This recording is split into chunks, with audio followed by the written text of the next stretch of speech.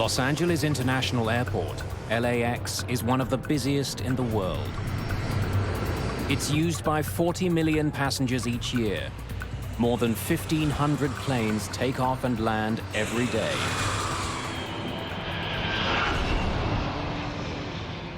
It's August the 31st, 1986, Labor Day weekend.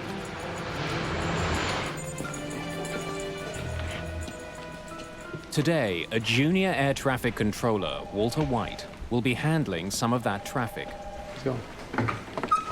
That was the big one. White isn't yet a fully fledged controller. He has to put in more time before he gets his final certification. Hey, Carl, how's it going? Hey, slow, slow, slow. It was a long weekend, and it was a beautiful day in Los Angeles. It was absolutely clear outside, which we call Chamber of Commerce type day. You want to take a break? Have a cigarette?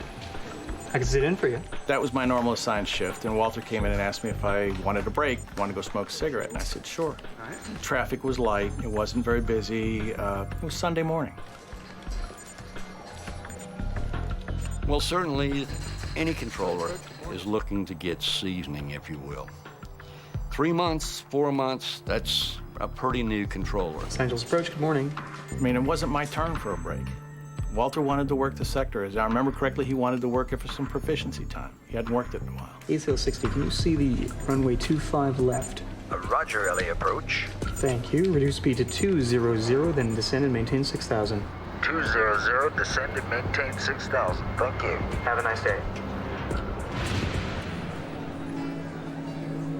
Several hundred kilometers to the south, passengers are boarding an Aeromexico DC-9.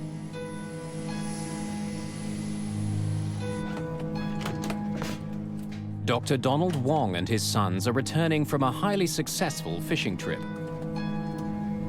Jason, I think we should put it up in the kitchen. They caught an enormous sailfish, Your mom would love it. which they plan to display at home. Labor Day weekend was the last weekend before school was to start. Donald decided that it would be fun to take the boys fishing down in Mexico, to go deep sea fishing, which he'd only done one other time in his life. This would be a father-son bonding weekend. And it was also the first time that they had traveled without me.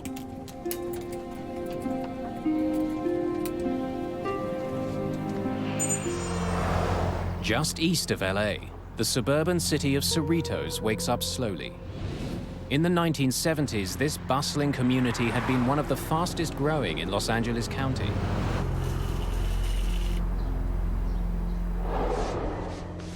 My husband had been working out of town all week, and he was coming home for the weekend. And that Sunday morning, I decided, let's just stay home, not go to church. I'm gonna go out and get your favorite things for a good breakfast.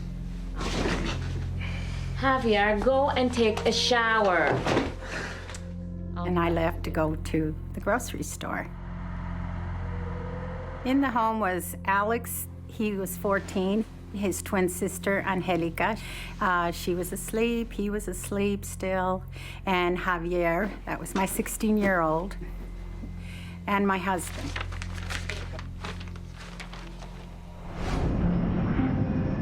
As Estrada leaves on her errand, Aeromexico Flight 498 is just 20 minutes from LA. Captain Antonio Valdez-Prom is acting as co-pilot as they approach the city. First Officer Jose Valencia is piloting this leg of their journey. Ready when you are, Cap.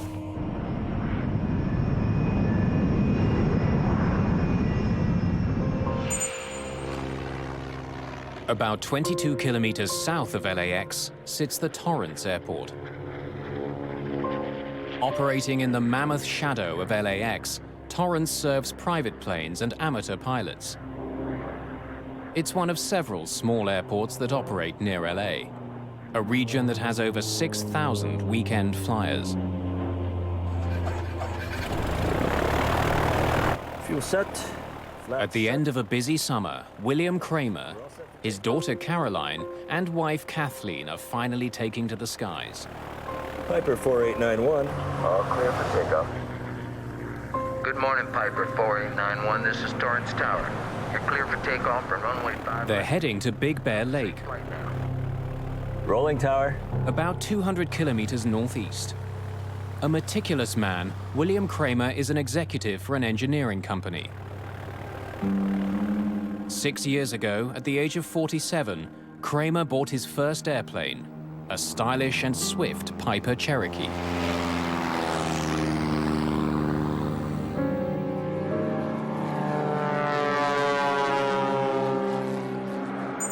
Wings west 5225, Los Angeles approach, depart Sealed Beach, heading 320.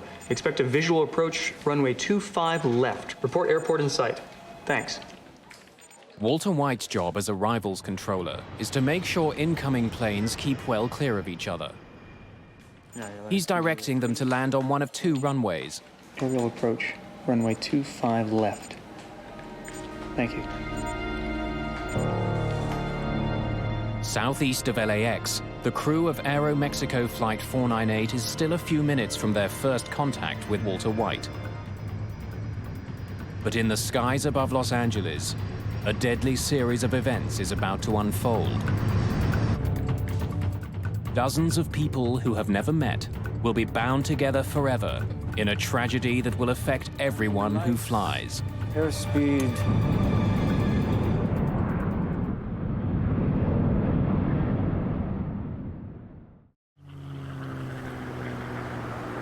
August the 31st, 1986, Labor Day weekend.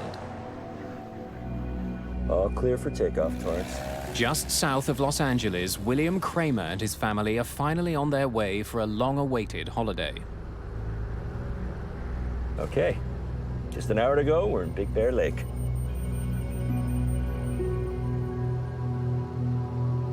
The reporting, visibility of 14 miles today. Pretty good. As the Torrance Airport recedes behind him, Kramer begins climbing to 3,000 meters on his way northeast to Big Bear Lake.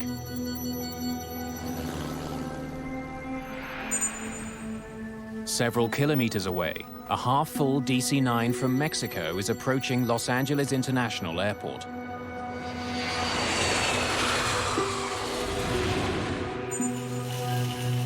Less than 2,000 meters below them, Teresa Estrada is driving home with the groceries for a holiday breakfast. Her husband and 3 children are waiting just a few blocks away.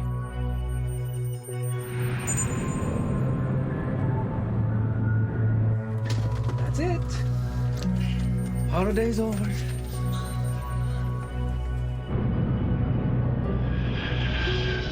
PSA 1765, 12 plus, 1 mile southbound. It's not a busy morning, and one by one, arrivals controller Walter White guides his planes in safely. Report airport in sight.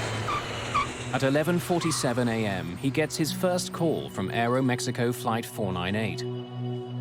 Los Angeles approach. Good morning. This is Aeromexico 498. Aeromexico 498, Los Angeles approach, 25 left, final approach course. Do you have information? Aeromexico Flight 498 is now officially inside what's known as the Terminal Control Area, or TCA. Sometimes referred to as the birdcage, the TCA is a complex piece of three-dimensional airspace around the airport. It's restricted airspace that's normally found around heavily congested airports or hub airports where the traffic density is extremely high and you need to control the access into and out of that airspace. Aeromexico 498, traffic 10 o'clock, 1 mile northbound, altitude unknown. Roger 498. Aeromexico 498, reduce speed to 190, then descend and maintain 6,000. As the Aeromexico plane descends, William Kramer and his family continue climbing.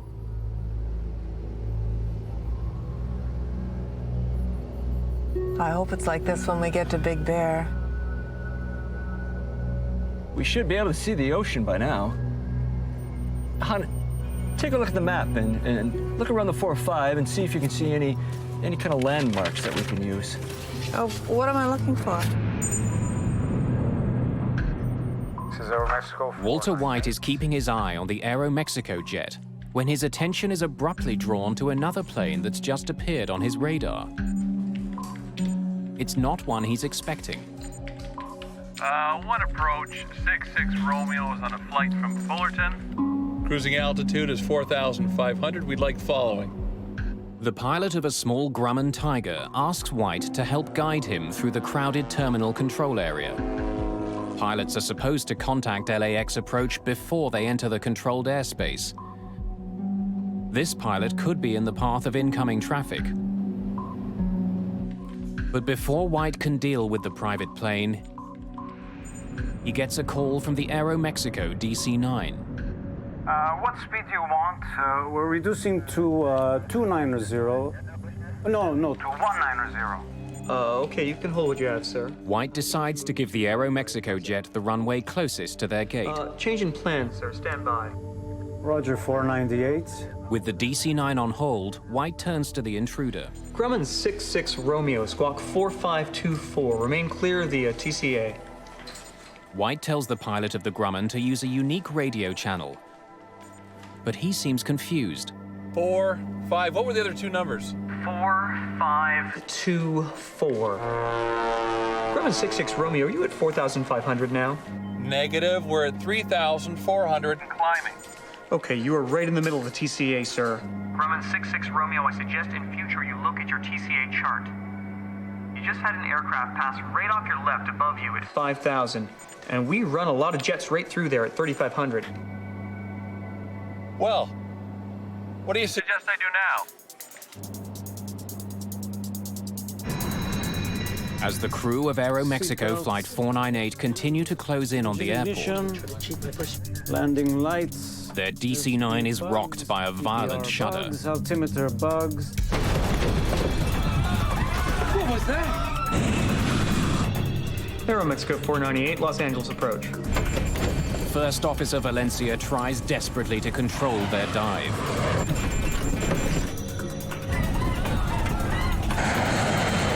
Aeromexico 498. Los Angeles approach. This can't be.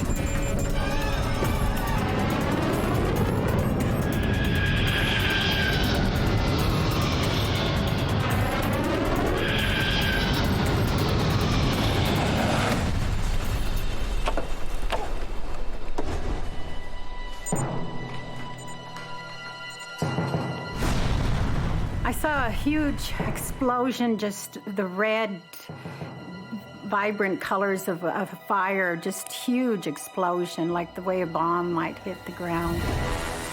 White is getting no response from the Aeromexico jet. Aeromexico 498, Los Angeles approach. And now he can't find it on his radar screen. I'm sitting there talking with the two departure controllers and not really thinking. I hear Walter say something like, I think I lost one. Aeromexico 498, Los Angeles approach. That immediately got everybody's attention. So I looked at the radars and could hear him calling Aeromexico 498. Called him several times on the radio. Where was Aeromexico? At this point, we weren't absolutely sure what had happened. White calls to an incoming jet for help. American 333 Heavy. I want you to take a look around at 11 o'clock. I just lost contact with a DC-9. Let me know if you see anything down there, please. 11 o'clock, 5 miles. What altitude? He was last assigned 6. He's no longer on my radar scope, American 333 Heavy. Okay, I see a very large smoke screen off on the left side of the aircraft, about 11 o'clock.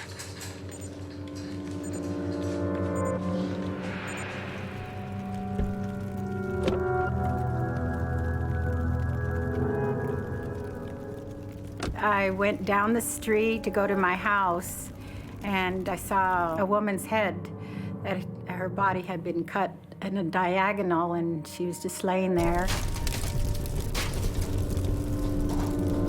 There was nothing but debris and fires sporadically all over the place, and I could see the fire in the whole neighborhood.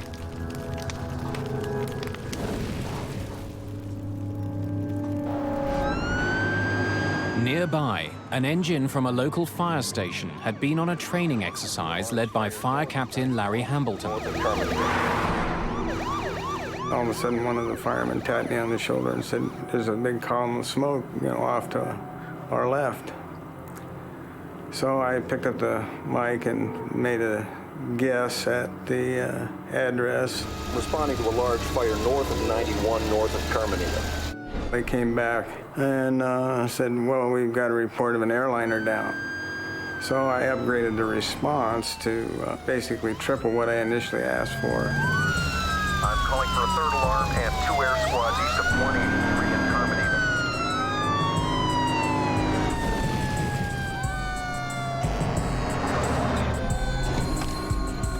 As we approached, I realized that in addition to the aircraft parts in the street, there were people, body parts,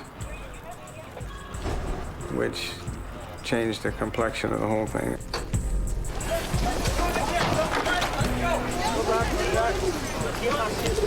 Larry, get in here. Set up a perimeter.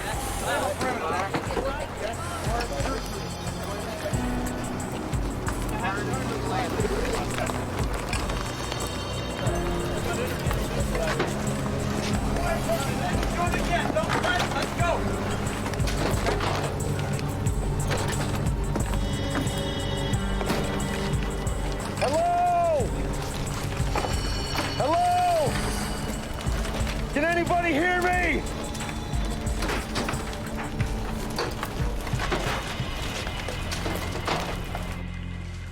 At Los Angeles approach, Walter White, deeply shaken by the crash, is relieved of duty. I remember watching Walter get up and walk out of the room by himself.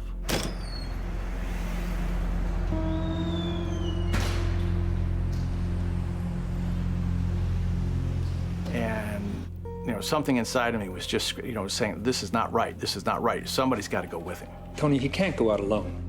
I could have been sitting there just as easy as him. And I don't know if I'd have done anything different than he did. If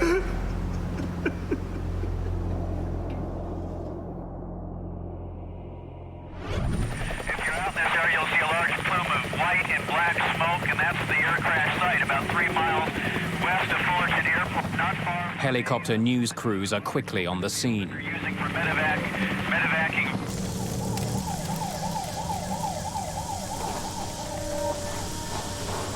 There was a lot of fire in front of me, and my house is just totally on fire. Frank! Angelica! Javier! Angelica! And I saw my neighbor. Where are they? I said to her, "Rose, where's my family? What happened?" And she goes, "Oh, honey, your family's in here. They're over here. We're looking for you." And within myself, all I could do was thank God that they were safe and sound.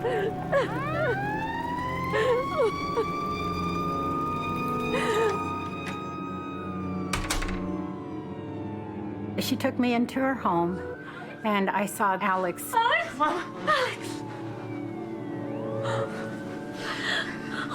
What happened?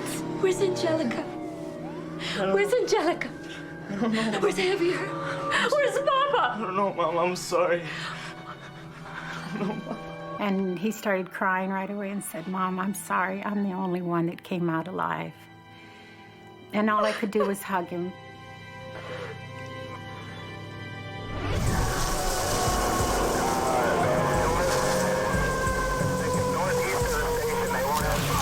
Pieces of fuselage have torn through nearby homes, setting them on fire.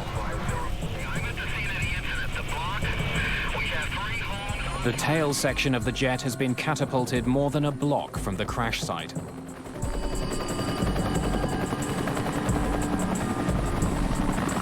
Hello? Is there anybody in here?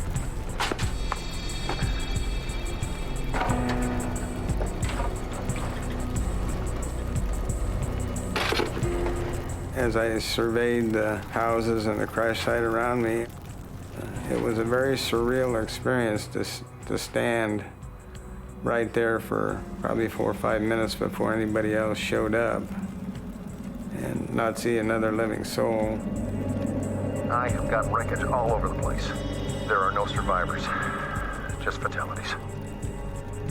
You know, I dealt with death on one or two or three people in a residential fire, but never a whole airliner full of people.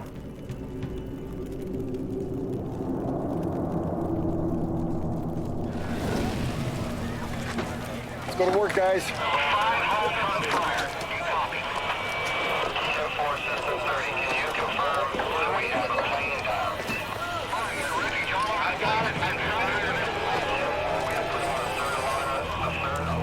I don't think I ever saw a whole human being.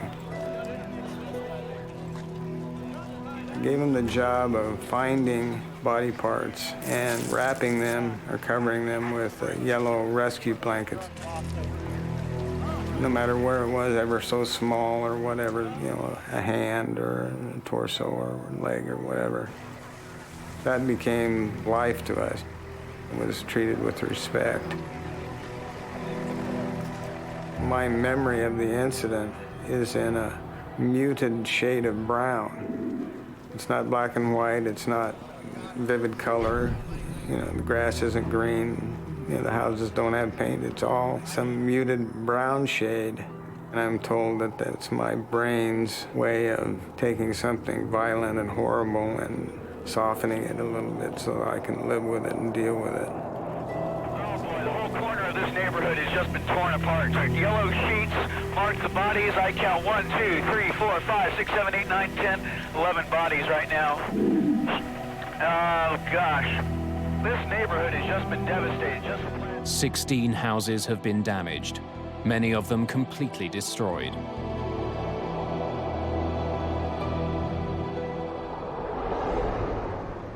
At Los Angeles International Airport, Mary Wong is waiting for her husband and 2 young sons.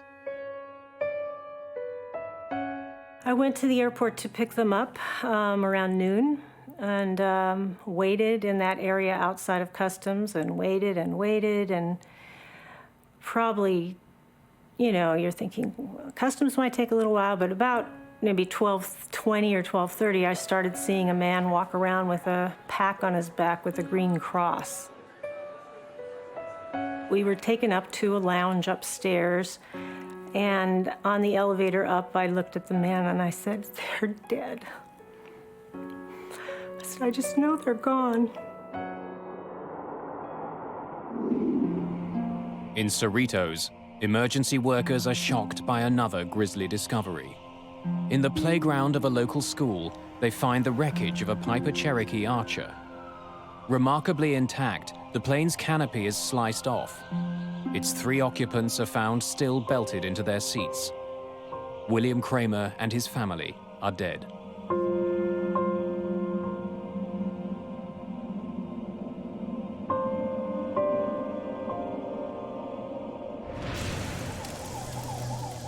All the passengers and crew on Aeromexico Flight 498 are also dead.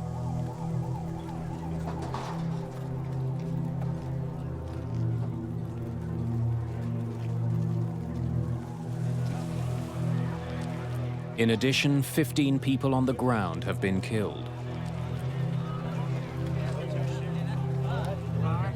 It's a horrifying situation.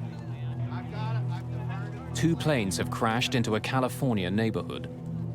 Something's gone terribly wrong in the skies above one of the busiest airports in the world.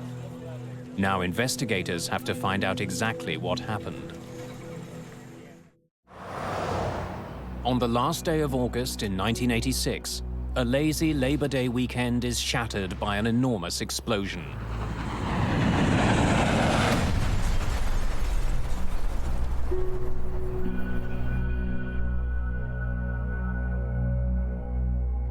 Two planes crash in LA County, destroying several houses.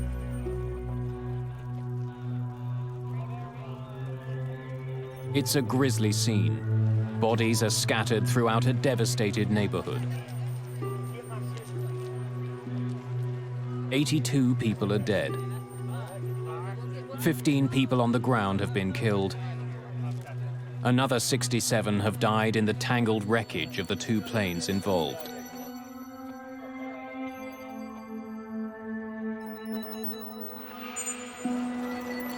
Investigators from the National Transportation Safety Board arrive that night. They include experts in human performance, flight systems, and air traffic control.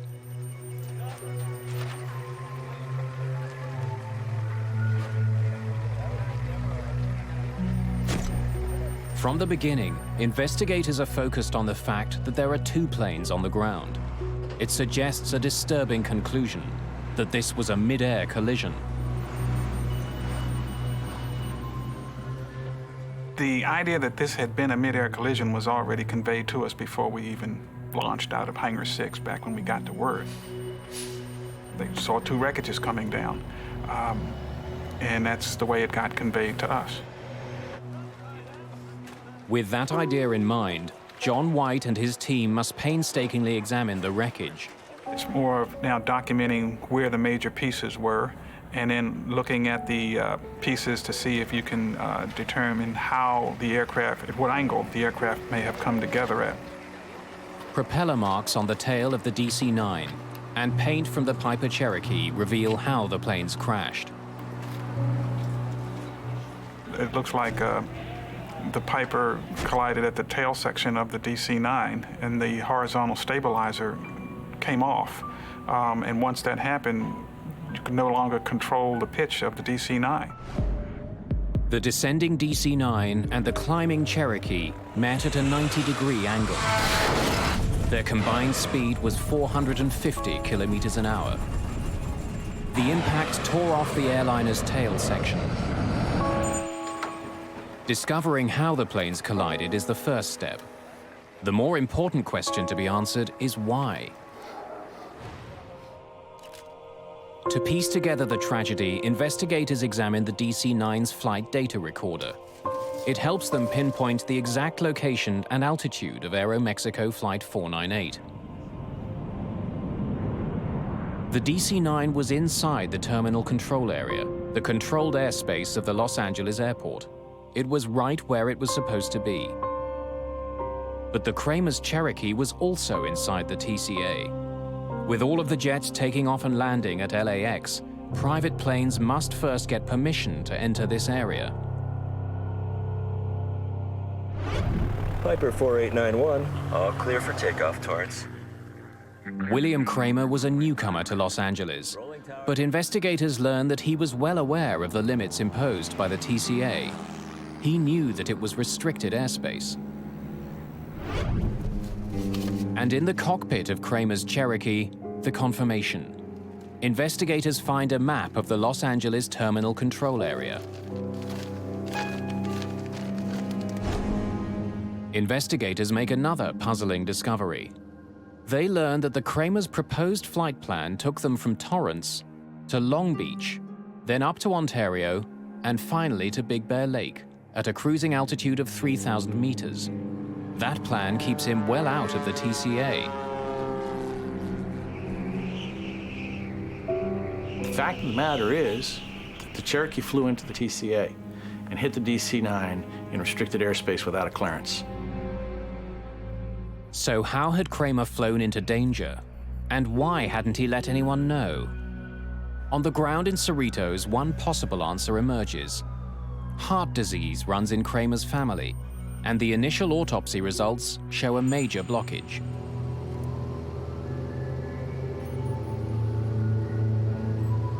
Are you all right, Bill? Yeah, I'm fine. Kramer may have suffered a heart attack on the flight, leaving the plane without a pilot.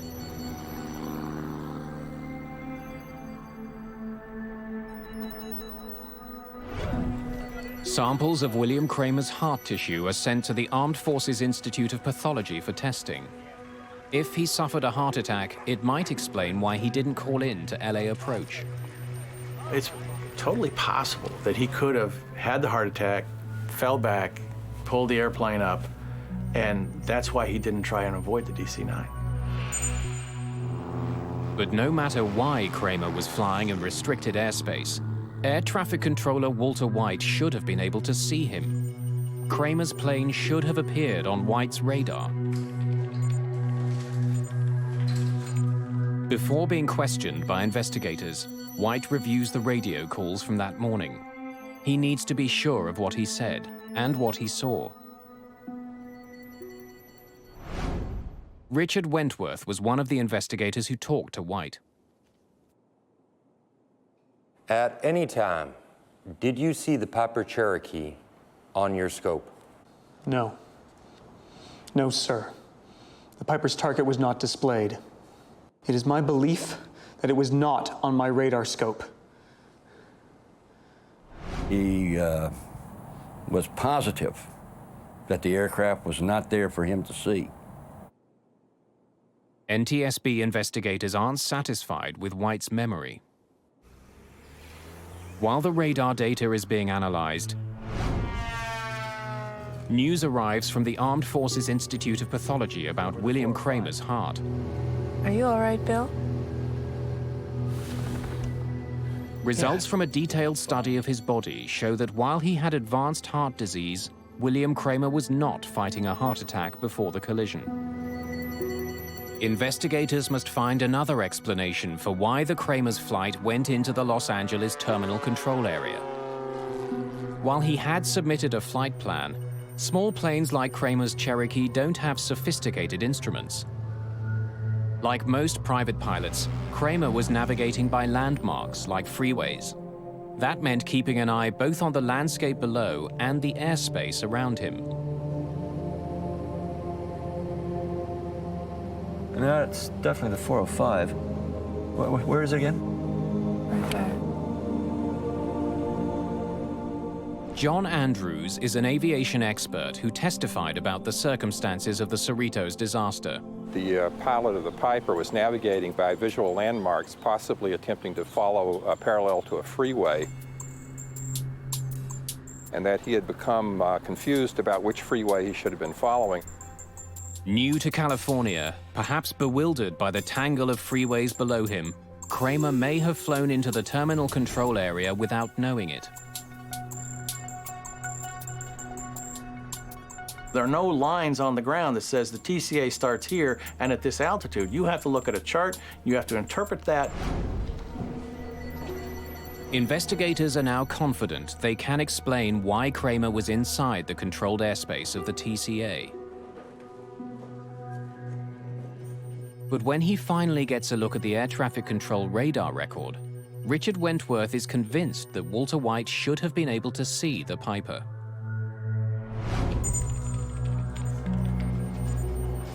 We were able to determine that the aircraft that collided with Aeromexico was there to be seen. So why hadn't White reacted to the Kramer's plane if it was on his radar? When Walter White came to work that day, the arrival station was being controlled by Carl Grundman. Hey, Carl, how's it going? Hey, slow. Grundman believes that long-standing radar problems were the reason White didn't see the Kramer's plane. I can sit in for you. Controllers have been complaining about the radars for a long time. Yours, buddy. All right, thanks a lot. We had reported problems with the radar not picking up targets several times. When radar signals strike a target, they bounce back to the receiver. But if buildings or mountains interrupt the radar, the return signal can disappear. You may lose one target. You may lose two targets. It may not be presented for one sweep. Did you see the Piper Cherokee on your scope? No, sir. But that doesn't mean that the target isn't there. A blind spot is only an instantaneous thing. It's not a continuous thing. I think I lost one. There were also holes that were just because the radar was old. It was just not as accurate as it might have been. It was not state-of-the-art equipment, that's for darn sure. There's an effect called flicker. When a computer becomes overloaded, the scope will flicker. Every now and then, targets will drop out or can drop out. We reviewed that data. We had no evidence that there were any malfunctions of any systems in Los Angeles.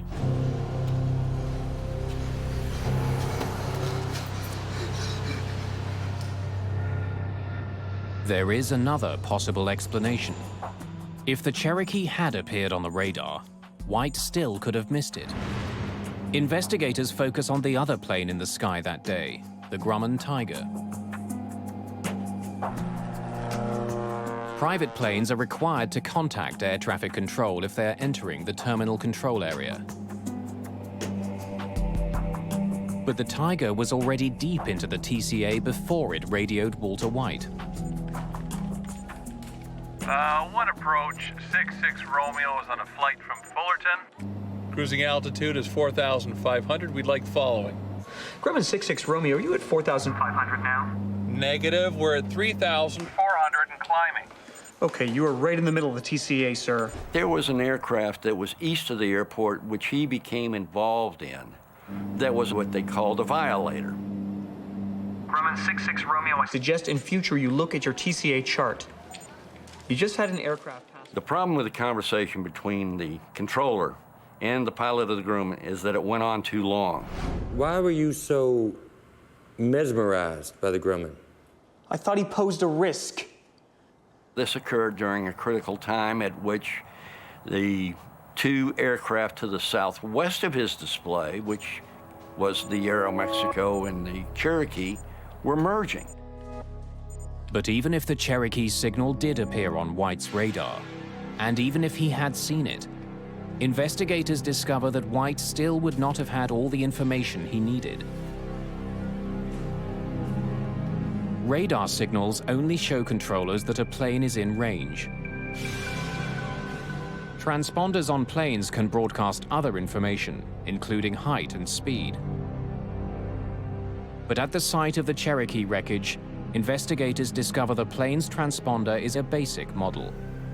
It only sends out information on the plane's direction. It provides no information about the plane's altitude. So these controllers were pretty much used to seeing a little triangle which represented a VFR aircraft with no altitude readout, traversing all over the place. And unless they learned firsthand from the pilot, they had an expectation that the aircraft would not intrude into that airspace. Grumman 66 Romeo, squawk 45. Investigators believe that White's divided attention, perhaps made worse by an older radar system, explains why air traffic control never warned the DC-9 of the danger posed by Kramer's Cherokee. Any landmarks that we might be able to use as a visual. But there's another mystery that hasn't been solved. Studying the radar records from the day, NTSB investigators are startled by what they find.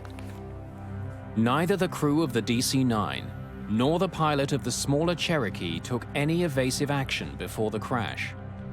Both pilots appear completely unaware of each other. Definitely the 405. Why hadn't the pilots of either airplane reacted? Visibility was over 20 kilometers.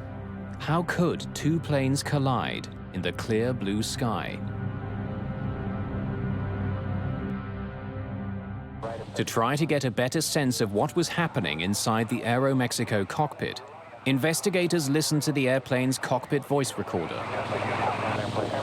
Los Angeles approach, this is Aeromexico 4. The flight crew had put Walter White on their overhead speakers. The microphone for the cockpit voice recorder was right beside the speakers. Depart Sealed Beach, heading 320. Much of what the pilot said was drowned out by White's voice. Reduce speed to 200, then descend and maintain 6,000. Altimeter bugs. The radar information paints a puzzling picture.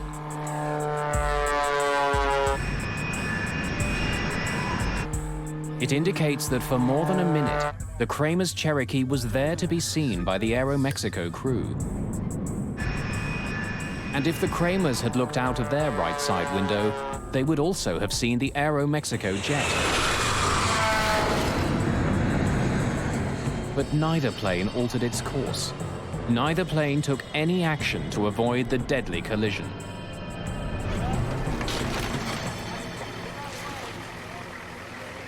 Investigators believe that if William Kramer was indeed lost and using the freeways as a guide, he might never have seen the approaching DC-9. The window he would have been looking out of was the pilot's window.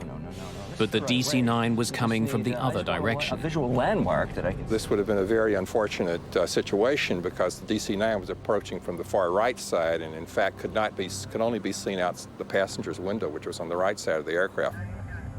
For the crew of the DC-9, the very size of the much smaller Cherokee could have prevented them from seeing the plane before it was too late. In some cases, when a small aircraft is closing very rapidly, by the time the aircraft becomes large enough for you to easily see it, it's almost too late to avoid the collision.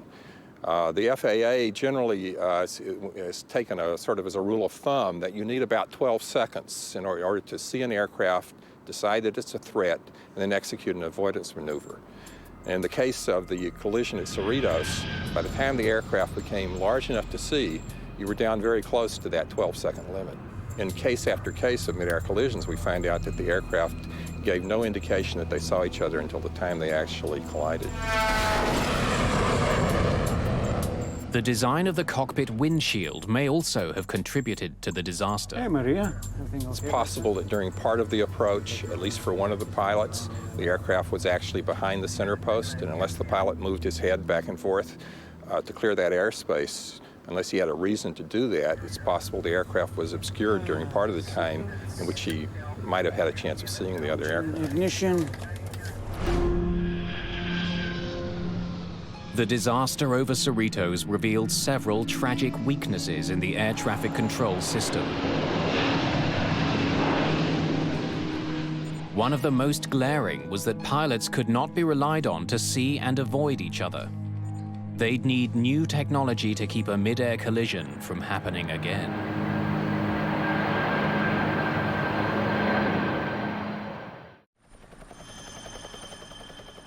A small California neighborhood is rocked by a terrifying plane crash.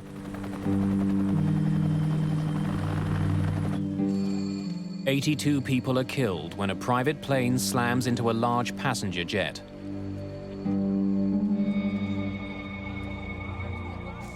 The devastation is enormous. More than a dozen houses are damaged, several leveled completely.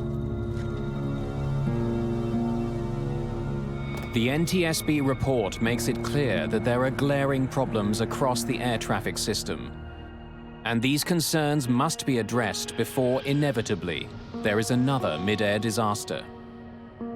The FAA, which regulates the airline industry in the United States, acted swiftly to improve safety. A new kind of transponder was required for smaller planes, the kind that might have helped air traffic controllers recognize that the private aircraft posed a danger. If you had an aircraft that flew under a controlled airspace, you would have a transponder and you would be required to have altitude encoding or reporting. That way it would be no mistake as to whether you had an intruder or not. A new system called Mode C Intruder was also developed to warn air traffic controllers. Mode C Intruder is an automated program that is now incorporated in all our major radar facilities, that if an aircraft should inadvertently intrude, the controller will now be given a visual and an oral alert, thus giving him time to provide a timely warning to the pilot. Range check. Seatbelts, engine ignition. Even for the most diligent pilot, the old strategy of see and avoid had serious limitations. Those limitations would be addressed with the most important innovation of all. The major technological innovation that came out of the Cerritos midair was the congressional mandate that all air carrier aircraft operating within the United States would be outfitted with TCAS, Traffic Collision and Avoidance System. John Andrews worked on the team that developed TCAS. The TCAS collision avoidance system, which was under development, quite possibly could have prevented this accident. TCAS gives the pilot a traffic advisory at 45 seconds before the potential collision. Hey, Maria. Everything okay back there? And then at approximately 25 seconds or so before the potential collision, a resolution advisory is given to actually tell the pilots to climb or descend to avoid the altitude of the other aircraft. See.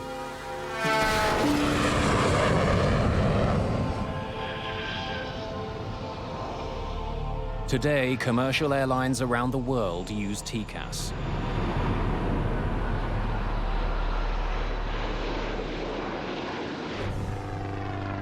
The pilot of the Grumman Tiger, the so-called third pilot whose actions may have played a part in the crash, was eventually charged for flying into controlled airspace in a careless and reckless manner.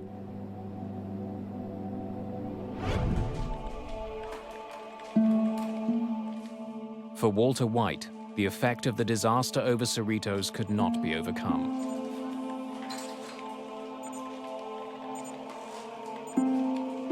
Walter came back to the Tracon, and I think it was probably a month or so later. And I can't give you exactly how long he stayed there, but it wasn't very long. And he just got up and said, no, no thank you.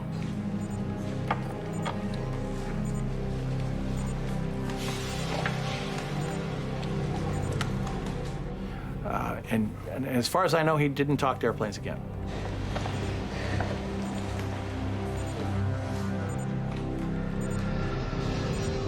Within a year of the incident, the old radars at LAX were replaced.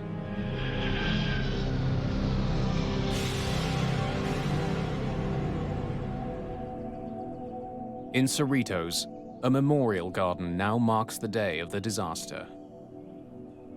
Mary Wong has since remarried, but the pain of returning home that day will never go away. There's nobody here. The house is empty. Derek was already living in an apartment in San Diego, and here I was. I was no longer a mother, except to Derek, and I was no longer a wife. And so it shattered my whole world. Days after the disaster, Mary Wong met one of the few people who could fully understand her loss. I went to the memorial service, and it was very important to me to try to meet somebody else who had gone through this. And I knew from reading stories that Teresa had lost her husband and 2 children. And so I saw someone there who I thought was Teresa. She says, "Are you Teresa Estrada?" And I said, "Yes, I am." She says, "Well, my name is Mary Wong." And she says, I said, "I lost my husband and children also." I just wanted to grab her and hug her because she was feeling what I was feeling. So we had an immediate connection, and we've maintained our friendship over these 20 years. Everyone who flies today has been affected by the mid-air collision over Cerritos. The disaster led to historic improvements in aviation safety. Since the full adoption of the TCAS system, there has not been another mid-air collision in the United States.